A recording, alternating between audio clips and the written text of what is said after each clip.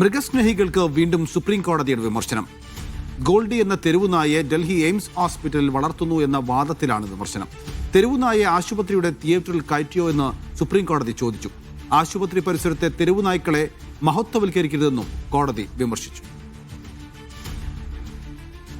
D ധനസുമൂദ് ഉണ്ട് വിവരങ്ങൾ നൽകാൻ. ധനസുമൂദ്, കഴിഞ്ഞ കുറച്ച് ദിവസങ്ങളിലായി തെരുവുനായ വിഷയം കോടതിയിൽ വന്നുകൊണ്ടിരിക്കുകയാണ്. പലതരത്തിലുള്ള വിമർശനങ്ങൾ, അതോടൊപ്പം തന്നെ വാദങ്ങളും അവിടെ ഉയരുന്നു. ഇന്ന് എന്തൊക്കെയാണ് സുപ്രീം കോടതി വിമർശിച്ചത്?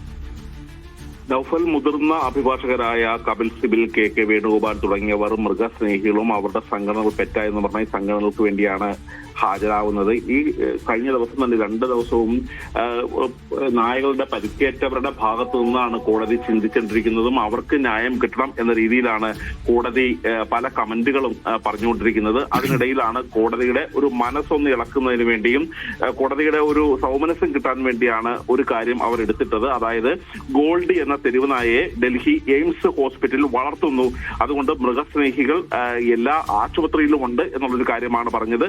മാത്രമല്ല, ഭക്ഷണം നൽകുന്നത് എല്ലാവരും ആശുപത്രി ജീവനക്കാർ തന്നെയാണ് എന്നുള്ളൊരു കാര്യം കൂടി പറഞ്ഞു. പക്ഷെ ഇത് കണ്ട് കോടതി ചൊടിക്കുകയായിരുന്നു. കോടതി പറയുന്നത് അവിടെ വളരെ രോഗബാധിതരായിട്ടുള്ള ആളുകളാണ് അവിടെ വരുന്നത്. മാത്രമല്ല, ചോര കുടിക്കുന്ന ചെറു ജീവികൾ നായയുടെ ശരീരത്തിൽ ഉണ്ടാകാം. അണുബാധയുള്ള നായ്ക്കൾ ആശുപത്രിയിൽ ഉണ്ടാകുന്നത് അപകടകരമായ സാഹചര്യമാണ് സൃഷ്ടിക്കുന്നത്. നിങ്ങൾ ഈ സാഹചര്യം മനസ്സിലാക്കി കണ്ടാണോ ഈ മൃഗസ്നേഹികൾ രംഗത്തിറങ്ങിയിരിക്കുന്നത്? യാഥാർത്ഥ്യം മനസ്സിലാക്കി വേണം വാദം ഉന്നയിക്കാനെന്ന് കടുത്ത വിമർശനമാണ് സുപ്രീം കോടതി മൃഗസ്നേഹികൾക്ക് നേരെ ചൊരിഞ്ഞത്.